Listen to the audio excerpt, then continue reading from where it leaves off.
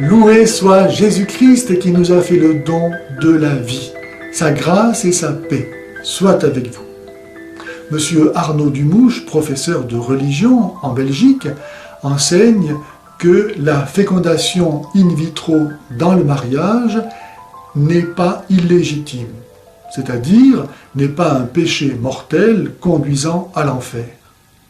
Il enseigne cela sur un site internet Gloria TV dans une vidéo appelée Mariage 15, la fécondation in vitro, théologie catholique.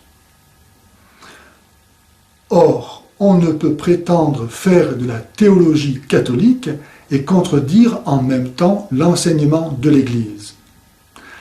En effet, l'instruction Donum Vitae, publiée par la Congrégation pour la doctrine de la foi le 22 février 1987, et le catéchisme de l'Église catholique en ses numéros 2376 et 2377 enseignent le contraire de ce que M.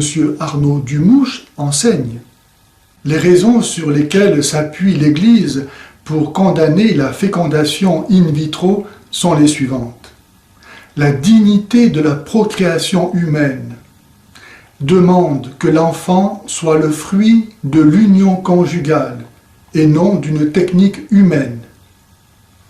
La dignité de l'acte conjugal, expression de l'union des époux, de l'unité de leur amour, exclut la participation d'un tiers.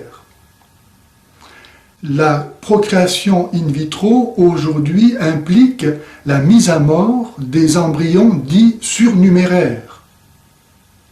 La masturbation est un acte gravement et intrinsèquement désordonné. Voici ce que dit l'instruction Donum Vitae. En conformité avec la doctrine traditionnelle sur les biens du mariage et la dignité de la personne, le jugement moral de l'Église demeure opposé à la fécondation homologue in vitro. Celle-ci est en elle-même illicite et opposée à la dignité de la procréation et de l'union conjugale, même quand tout est mis en œuvre pour éviter la mort de l'embryon. Pour toutes ces raisons, l'insémination artificielle homologue dans le cadre du mariage ne peut pas être admise. Ce qui ne condamne pas, évidemment, les traitements médicaux de l'infertilité. La fécondation in vitro entre mari et femme est donc un péché grave conduisant certainement à l'enfer, aussi vrai qu'un enfant n'est ni un droit ni un dû, mais un don sacré de Dieu.